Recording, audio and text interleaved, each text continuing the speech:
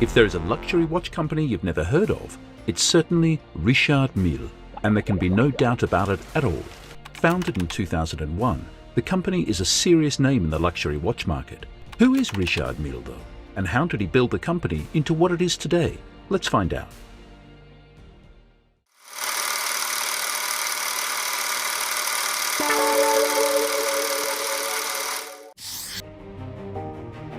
Richard Mille was born in the Provence-Alpes-Côte d'Azur area of France in 1951. The Provence area, in particular in France, is still known for housing many of the world's rich and famous, and Mille seems to have grown in proximity to them. This is where we regret that further detailed information about his childhood is hard to find. It is not publicly known where he did his primary and secondary schooling years or what his parents were like. What is in fact known about him is that he would enroll at a technical affiliate of the University of Franche-Comté. It is unknown whether or not this was the IUT Besançon. He began working as an export manager for the French watchmaker Finhor after graduating in 1974. It was rather a small company and it was soon acquired by Matre, a larger jewelry company. Mille moved on to the fashionable jewelry business Mauboussin to take over the timepiece branch a few years later, but his feet were still itching. They were itching to create something unique and different, not bound by what he was already working with. It would take a long time, however, and in 1999 he was finally able to take a risk and start his own firm. But it would be another 2 years before the first timepiece was released. Richard Mille met Giulio Papi, one of the current generation's most outstanding watchmakers and Director of Research and Development at Audemars Piguet's high-end watchmaking branch during these years. He would end up helping him design and create some of Mille's own first offerings. Audemars Piguet became a minority shareholder in the project as well. Audemars Piguet Renault et Papi became the technological partner for the Richard Mille collection's most sophisticated movements, including tourbillon and split-second chronographs since the beginning. A tourbillon, for those unaware, is a mechanical complication featured in some high-end mechanical timepieces movements. Even on basic mechanical watches, the structure that governs timekeeping can be seen vibrating through display casebacks in a constant state of motion. The first timepiece was far from straightforward. The Richard Mille RM001 was in fact a tourbillon model, one of the most distinguished achievements in watchmaking. There were just 17 pieces made. It was billed as a wrist-mounted racing machine.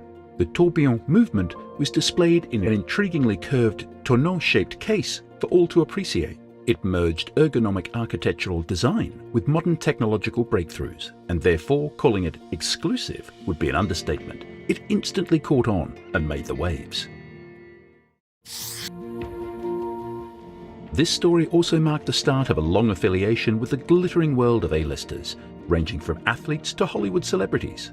It was named after Felipe Massa, a Brazilian Formula One driver who wore it during races and even during his catastrophic crash at the 2004 Canadian Grand Prix. The watch, like the driver, miraculously survived the ordeal. The first timepiece with a carbon fiber baseplate was RM006. Carbon fiber changed the aviation and automotive industries because of its unique properties. It is strong, stiff, lightweight, and highly resistant to contraction and expansion when exposed to temperature changes. Richard Mille designed a black baseplate for this model, thus its dark appearance was a significant plus. Manufacturing such a baseplate, on the other hand, was incredibly difficult and expensive due to the difficulty of cutting and drilling with the precision required for watchmaking. The RM007 was the brand's first ladies' watch, debuted in 2005, and the business went on to manufacture special pieces for actress Natalie Portman and Michelle Yeoh. The nautical-themed RM014, created in conjunction with luxury sailing store Perini Navi, would be followed by many collaborations with athletes and entertainers over the next few years, including tennis player Rafael Nadal and actor Jackie Chan, to mention a few. The RM012, a tubular tourbillon with a minimalist form and significant manufacturing complexity, was released in 2006. This platinum watch was produced in a limited edition of 30 pieces with the explicit goal of revolutionizing the traditional concept of a plate on which wheels are positioned by replacing it with tubes to create a three-dimensional architecture ensemble that is both reliable and efficient while also being extremely light and aerial. But it wasn't simply the celebrities who were impressed by the brand. The ultimate prize was soon achieved. It had established its watchmaking credentials by joining the Foundation de la Haute Horlogerie in 2007 and receiving the Golden Hand Award at the Grand Prix de la Haute Horlogerie the same year. It is the watchmaking equivalent of the Academy Award. The brand's success would eventually allow Richard Mille to open up a second factory. The second factory, the ultra-modern Pro Art SA, debuted in April 2013 and is dedicated to the production of Richard Mille watch cases and other components in precious metals, titaniums and composites such as base plates, pushers, bridges and bracelet parts.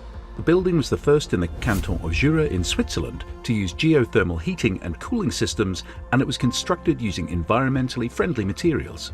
Richard Mille continued to push the boundaries of the invention in the years after, employing unusual and often unheard of materials as well as innovative production processes. The tourbillon RM2702 is an example of the never-ending search for new challenges. It was introduced with Rafael Nadal at the Stade Roland Garros during the 2015 edition of the French Tennis Open.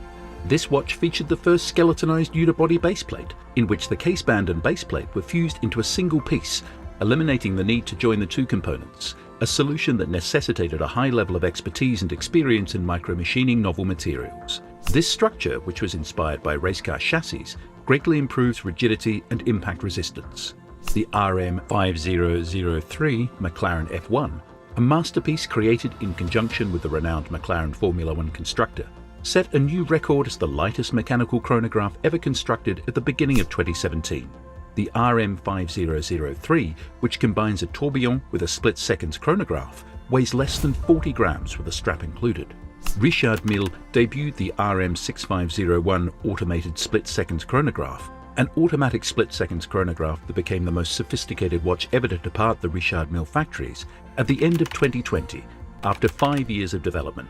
This model is driven by a high-frequency balance with variable inertia thumping at a frequency of 5 Hz to assure stopwatch computations to 1/110th of a second. The RM6501 is the most recent model available. Richard Mille was elevated from 8th to 7th place in Morgan Stanley's annual assessment on the condition of the Swiss watch industry in 2020. It was 10th in 2018, with annual revenue estimated at $840 million by the research writers. The 6 corporations ahead of Mille, on the other hand, all have one thing in common: the average age of 163 years. Mille's targeting of the high end has paid off, with $840 million in the income generated from the sales of just 4,300 watches over the course of a year, with an average retail price of $195,000. Cartier, which came in 3rd place in the report's top 50 brands, was estimated to have made $1.73 billion in 2020. Although that figure was based on the sales of 490,000 watches with an average sale price of $4,675 US. Mille also took a stand against the traditional distribution paradigm of collaborating with merchants, opting to sell each and every watch it produces through stores it owns and runs. Rolex, for example, which ranks first with a yearly revenue of $4.7 billion US, does not own a single store, and even monobrand Rolex boutiques are run as franchises by retail partners. Mille's technique is more expensive to implement, but ensures that the brand receives 100% of its revenues. According to the report, Richard Mille has amassed a 2.5% market share of a centuries-old business in just over 2 decades, which may not seem like much until you consider that it's a tenth of the market share owned by the industry's largest player Rolex, and is constantly rising.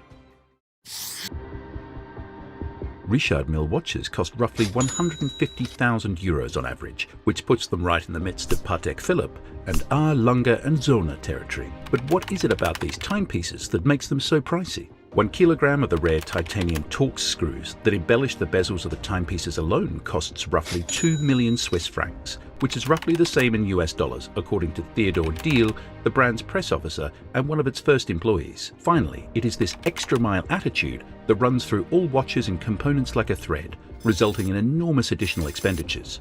Then there's the high-end watchmaking art, which is frequently sideswiped. Due to the aforementioned relationship with Audemars Piguet, Renault et Pepy, the firm also runs to the absolute top level of watchmaking, in addition to colourful rubber straps and spectacular dials.